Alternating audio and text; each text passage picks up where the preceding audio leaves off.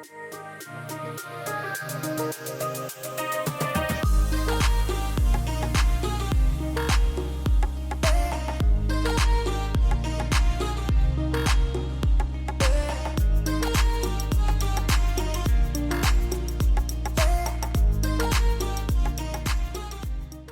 to Unstoppable Angels.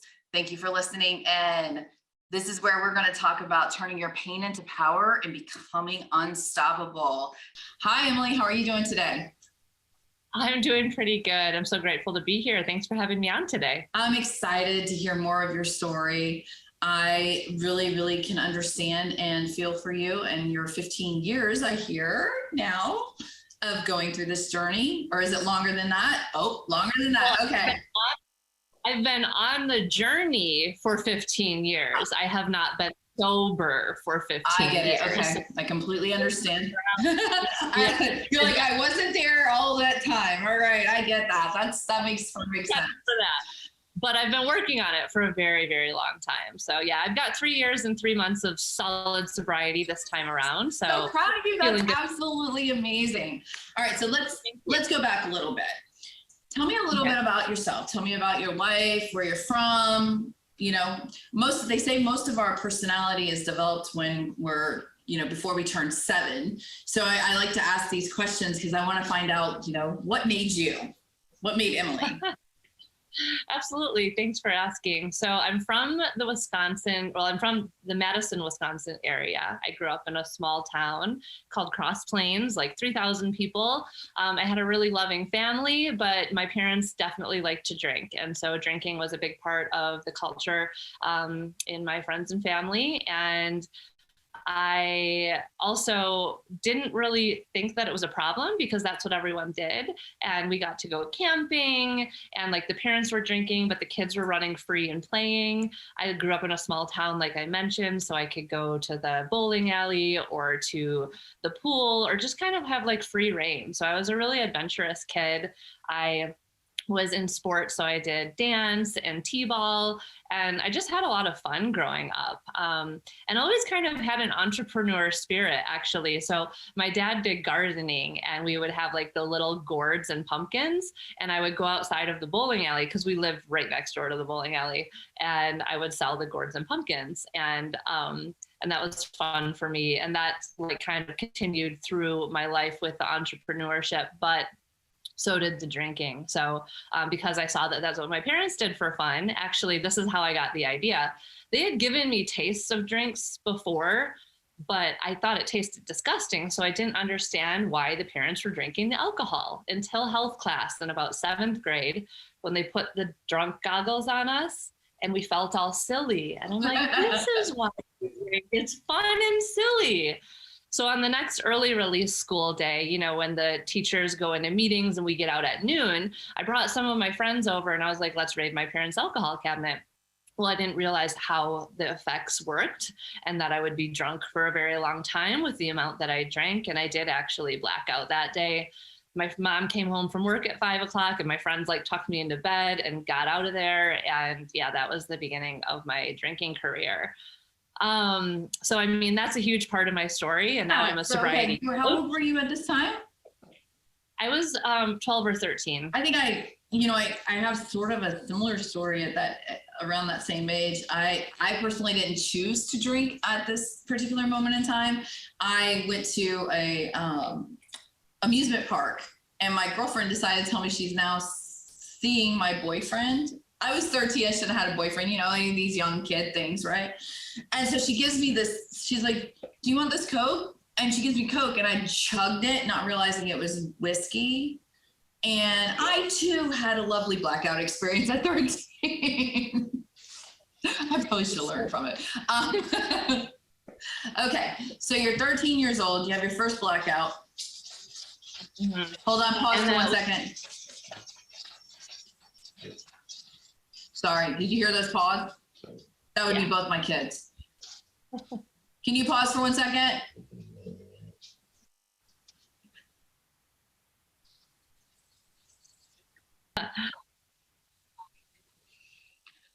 All right, so have gone over the fact that at 13 you've blacked out, and unfortunately I've had somewhat of the same experience, but that's for a different day. So what happened next?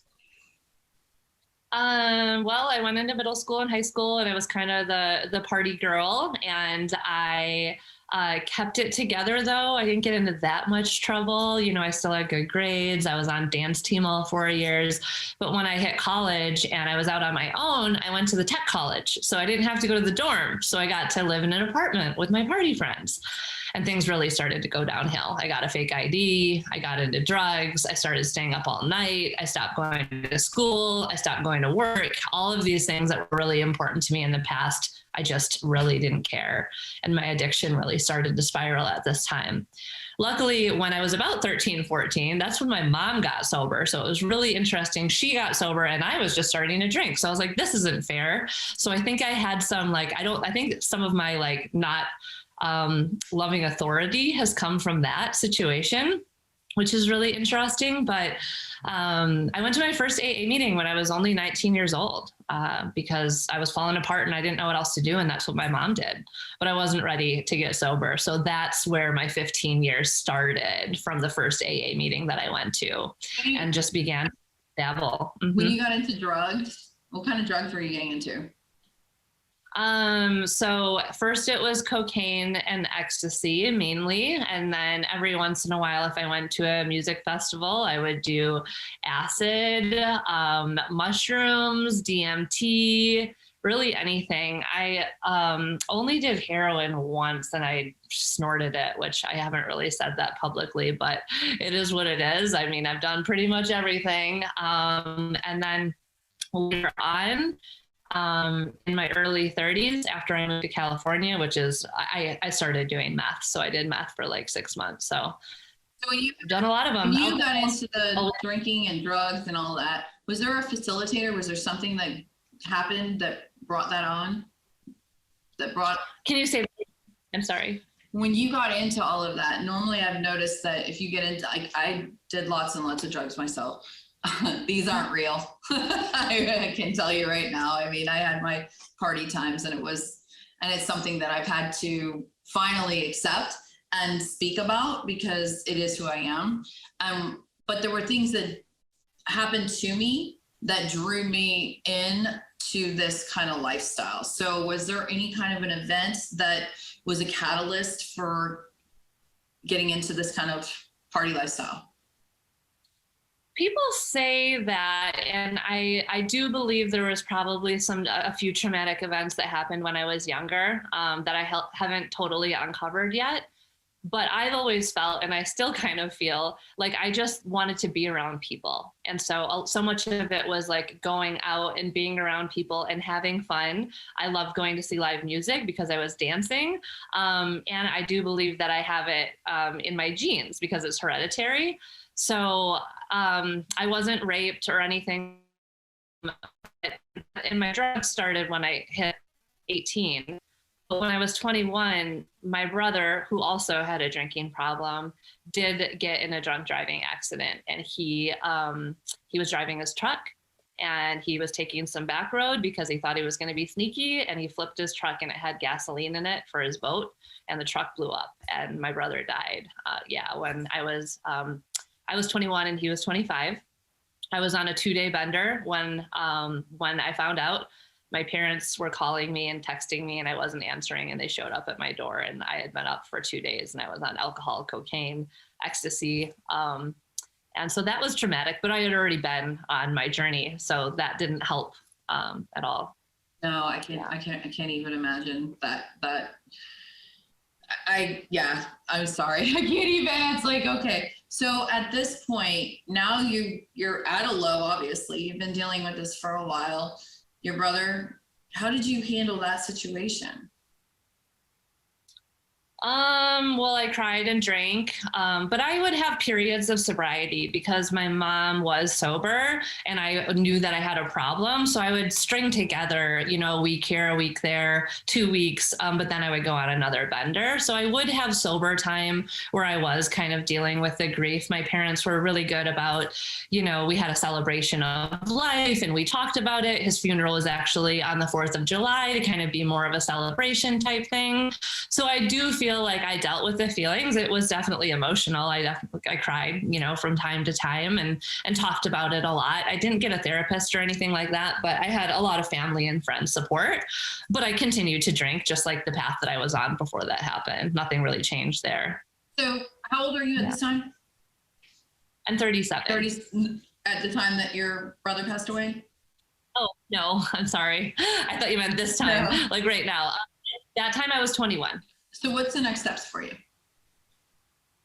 At that point, at 21, what did I do? Okay. So I kept drinking and partying until I would lose another job and be like, Mom and Dad, I need help.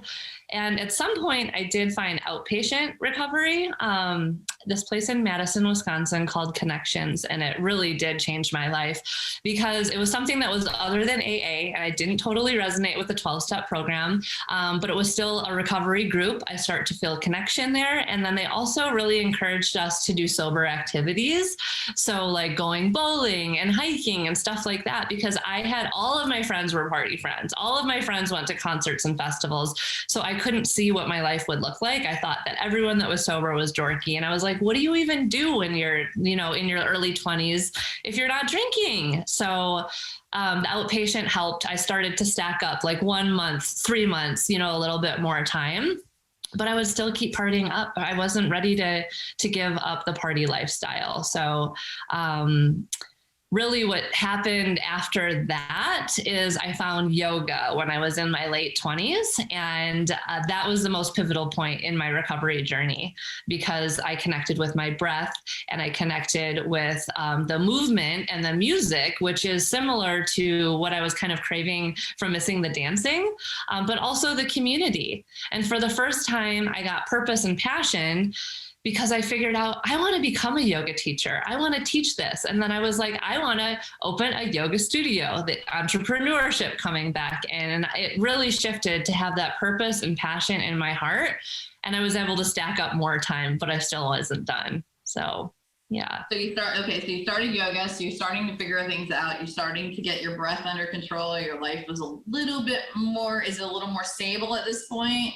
Or are you still, in the weeds going through and tumbling along? I mean, because I know how that is. You like get to a point, you're like, okay, I'm starting to figure this out. Everything's great. Oh, yay, let's go to this party and off on it again, right? So you're doing yoga. What was your next step? Well, to answer your first question, was I stable? I did get 6 months of sobriety. So that's a pretty good chunk. And you were slipping up as much as you are at that point. So I was feeling pretty stable, but I think I finished my yoga teacher training. And shortly after that, I hit 6 months of sobriety. Shortly after that, my boyfriend at the time got out of jail. That's a whole nother story. And I drank on my 6-month anniversary to be like, woo. And then from there, I kind of started to fall out again. And I was moving to California.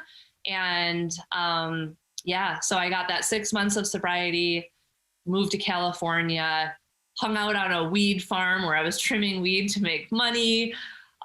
Someone took my car down to the store and ended up totaling it because they actually went to the casino and got drunk. I mean, my life was just a mess. So I made my way down to San Diego, which was the initial plan, and I was still working on sobriety. I had one friend there. I think I made it like a week without drinking. The first night I met up with her to go out, I drank, I blacked out, I stayed up all night, I went to the store, got a bottle of champagne and drove to the airport and got a plane ticket all in a blackout and flew back up to the weed farm because there was this guy that I liked, and woke up on the plane out of my blackout, realizing what I had done. Yeah, no, that's what I'm like. That's normally when we're looking at things. What I'm trying to to do is show the journey, the actual journey, because everybody sees our destination and where we're at, and they think, wow, they're so lucky. It was just so easy. And what I found is that that's not the case, that anyone who is very successful has a story. And those are the stories I want to tell, because your story is somebody else's lifeline. And now that you teach retreats to help with sobriety, it is literally someone's lifeline to understand that there's never a time that's too late. They can at any time decide. And that decision, if you mess that up, you can decide again. And you have that ability to keep deciding that each day it's going to be better. And that's why I'm asking the questions I am. And it's kind of stretchy. And sometimes people don't want to talk about it, but I want to give the truth. Like, my story, when I was telling it, was the first time I had ever told it. And it was petrifying to me to really actually sit there and say, you know, I did this, this, and this. But I had so many people come to me and say, you know what, that was my story too. And thank you for sharing it, letting other people know that it's okay. Because we are successful now, and we have made it a lot further than we were before. So, all right, we're going through this. You're working on a weed farm. Okay, so I was at this weed farm trimming weed, making money to move to San Diego, which was the ultimate goal. Living out of a tent. I had drove from Wisconsin to California, which actually my boyfriend that was in jail was going to move to California with me, but he was on probation and couldn't come at that time. I ended up cheating on him on the weed farm. And I told Mark that I didn't want him to come out to California anymore. So now I'm on my own and I'm drinking heavily. I have no one to take care of me or watch me. I was a shit show, excuse the language. But so I did get it together. Well, I don't remember if the car part. Okay, so someone had used my car to run an errand, but they actually went to a casino and they were drinking and they totaled my car. They hit a deer. And so this was like my lifeline to get down to San Diego. It was a mess. I was able to get insurance, but had to rent a car, a Jeep, to put all my belongings because I was moving to get down to San Diego. I finally get to San Diego. I'm like, okay, I'm going to work on my sobriety. I'm going to get a job. I'm going to get a new car. It's going to be good. So I get a job. I get an apartment real quick because I was good at that. And then I went out with my only friend in San Diego and I got drunk. The first night that I got drunk in San Diego, I blacked out and I stayed up all night. I don't remember all of this, but this is the pieces that I put together. I went and bought a bottle of champagne, which I was driving around with, drinking out of the bottle. I think I went home to grab a couple of things, but did not pack a bag. I drove to the airport, parked somewhere, somehow made it into the airport and I purchased a ticket from Virgin Airlines to get on a plane to fly back up to San Francisco to see this guy that I had liked. And I was blacked out the whole time. And it wasn't until I was on the flight going up there that I came to out of my blackout. Gosh, and the person didn't know I was coming. I didn't have any transportation to get from the airport to his house. It was a mess. I stayed there for a few days. And by the time when I went back down to San Diego, my car was nowhere to be found. And by the way, this is a new car that I had lied about having a job with. And so I didn't even totally own it yet. The financing hadn't gone through and I had lost it. I lost it for like 2 weeks. It wasn't anywhere in one of the airport lots. I ended up renting a bicycle to go around to all the outside lots so I could try to find this car. It took me 2 weeks to find the car. And so that's the type of stuff that I did when I was drunk. And I could just do all of these things in a blackout. You know what I mean? Like go to a counter, buy a plane ticket, get on the plane. And I do remember this. I think this is what snapped me out of the blackout. I was trying to get them to serve me alcohol on the plane, but they definitely were not going to do that. So So yeah, I make it back down to San Diego, try to work on sobriety again, but I really wasn't stringing even like a few weeks together. And that's when I started to do meth in addition to the other drugs that I was doing and drinking copious amounts of alcohol. But I was also teaching yoga out on Sunset Cliffs and like being like this spiritual yoga teacher and then going on a bender and then going and teaching yoga and then going on a bender. I was living a double life and it was so exhausting. But from the outside, from what I posted, because I never posted pictures of me partying or anything like that, my life looked good on Facebook, but it really wasn't. We've gone through this. You're running a double life for sure, and you're teaching yoga and you're doing all this, and all of it seems to be looking amazing. That they say that our Facebook is a highlight reel. They have no idea how much that is true. All right, so we have that highlight reel going. Everything seems to be flowing in one direction. What was that pivotal moment that changed it all for you? I don't have one pivotal moment. I have a couple, but I'll share the one that happened at that moment, or that period of time. I was out partying and my mom was coming to visit.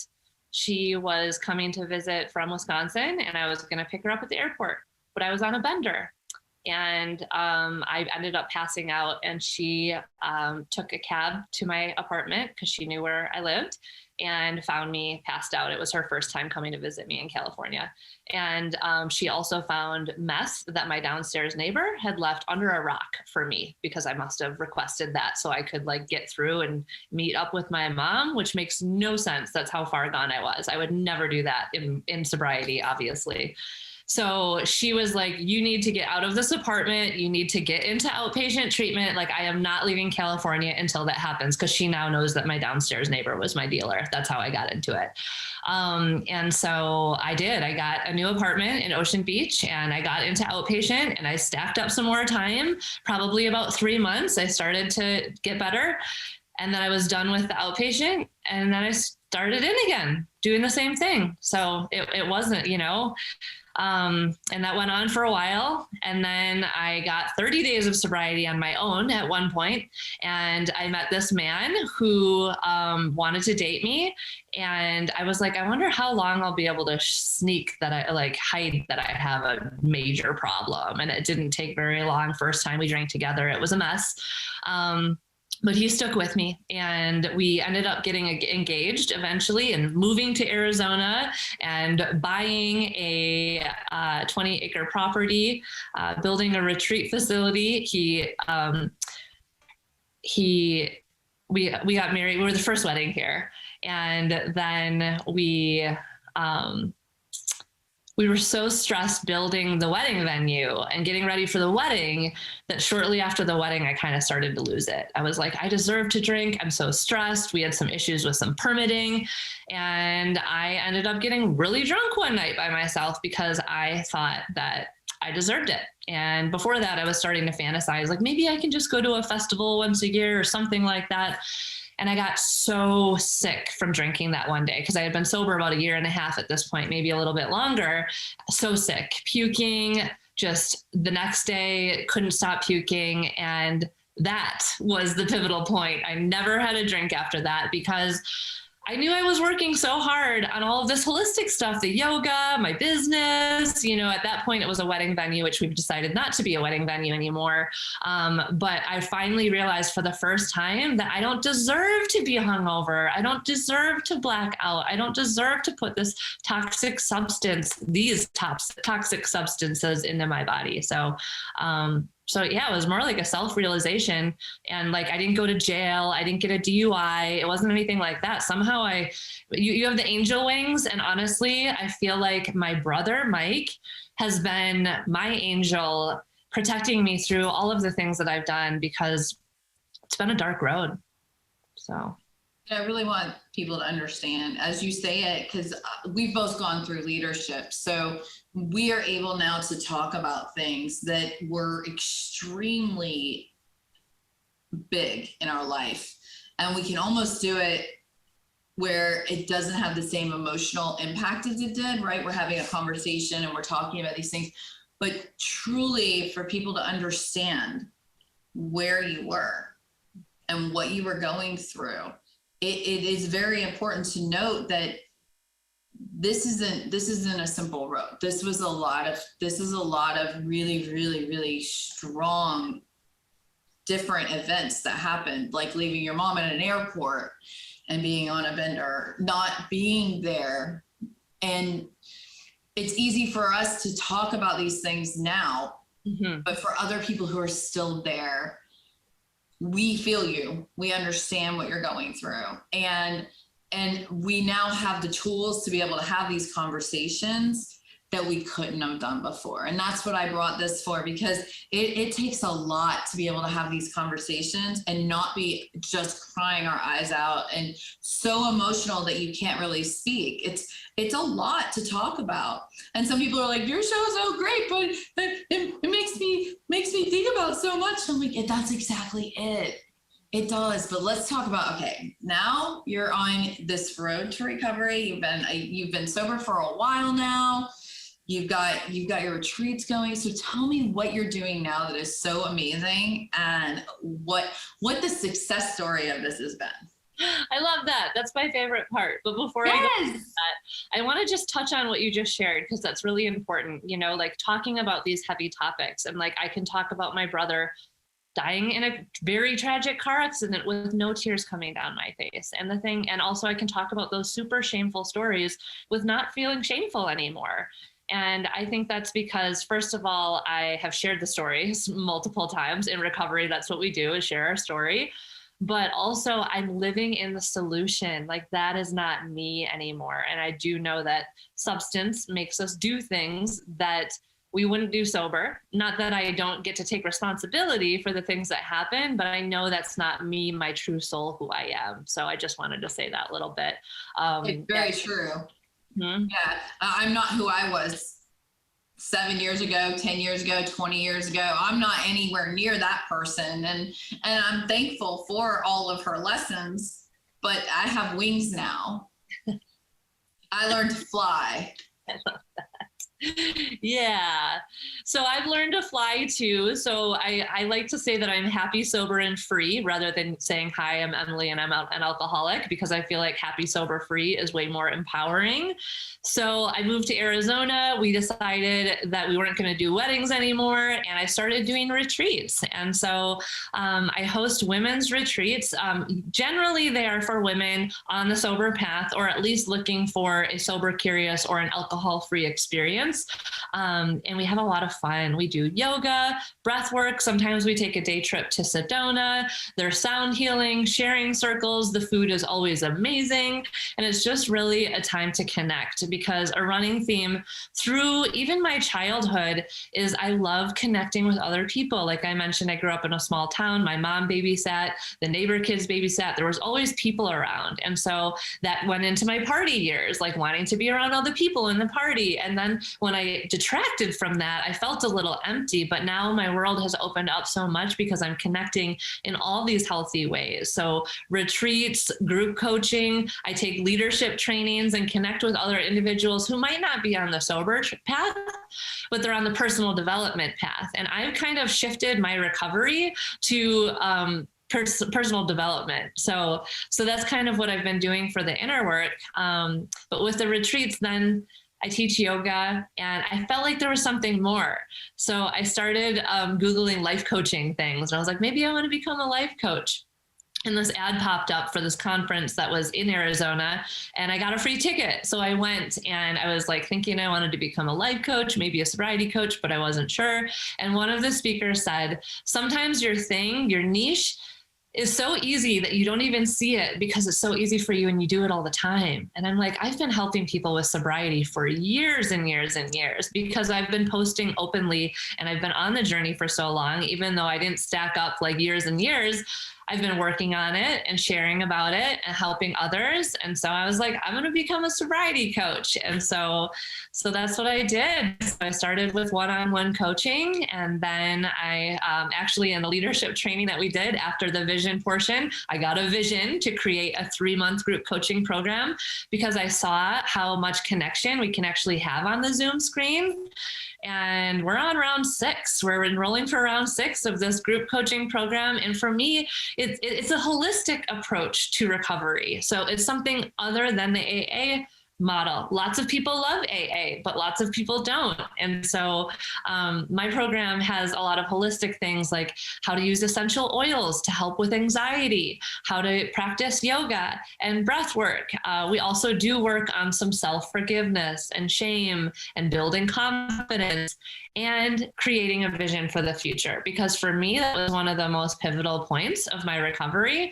And I don't feel like it's talked about enough in other models. So really, I've brought all of my favorite things from AA, outpatient, and the yoga journey and packaged it all into one group. And it's been going really well. So I've been helping a lot of women. I have women message me all the time, thanking me for saving their life. And I can't believe it. From where I was before, it's like, sometimes I'm like, who is this person? You know, I really pinch yourself, right? You're like, can I just pinch myself? Is this real? Well, you know, I think that God has a plan for everybody. And sometimes it takes our darkest journey to find out what our plan was and what we're supposed to create in this world. And I'm so thankful I get to tell your story, because there are many women who need a sobriety coach and need someone who's there to support them. And I know that you have a special offer for them. So would you like to tell them what that offer is? I do have a special offer. So I have a 33-minute gratitude yoga flow, and there's also a 7-minute meditation as well. So you can just put your name and email in the box, and then I will send you the email. Very cool. And were you doing one-on-one coaching for some if they wanted to get a call or something? Because I know if you're dealing with sobriety and you really want to get some assistance with this, I know Emily is there for you, and she is offering a call so that she can talk to you and see if this is a fit for you and see if it's something that you might want to look into further. I understand this journey, and I understand where she's coming from with all of these different things that she's gone through. And I'm really looking forward to seeing how this all works out and having her back on so we can talk about all the cool things that she's up to now.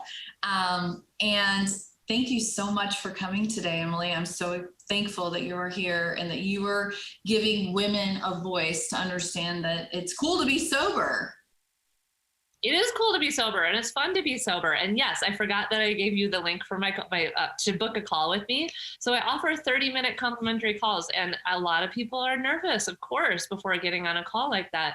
Just know that I'm pretty cool, and we'll have a good time just connecting, and there's no strings attached. So I offer a Tuesday night Sober Girls Book Club. That's a free meeting. So I have a lot of free offerings in addition to the one-on-one coaching that I could support you with, and then also the 3-month group coaching journey, which is amazing. Recovery Revival round 6 begins on May 5th. So I'm so grateful to just share my story in this way on all these different platforms. And thank you so much for having me on. Now, wait, I have one thing because it's killing me right now. You're off the grid. How? I gotta know about this. I'm sorry. This is like, I heard off the grid. I'm going, oh wait, I need to ask about this part. Yeah. So, well, you know, we almost started the interview this way and I wasn't going to share it, but I'll just make it public. I'm actually going through a divorce with love.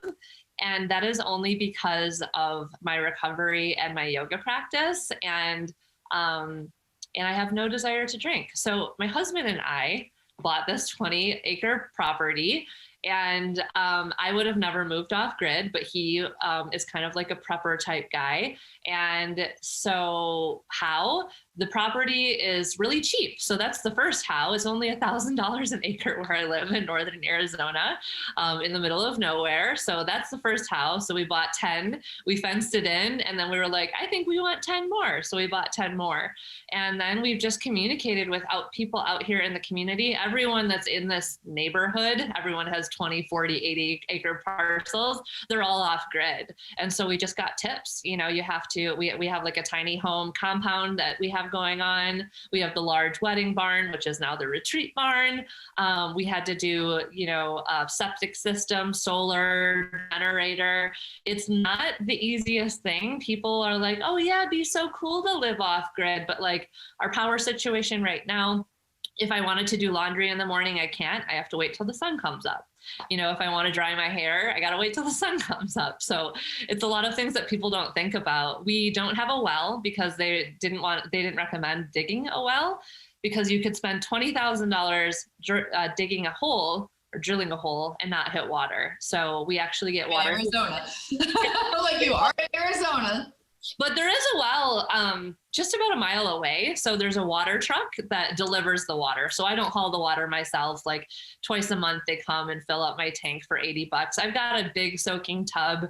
It's just more of the power stuff that I have to be a little bit more mindful. But of course, I'll get more solar panels eventually, and hopefully won't have to deal with some of those issues. But yeah, the nearest grocery store is 25 minutes away. The nearest yoga studio is an hour.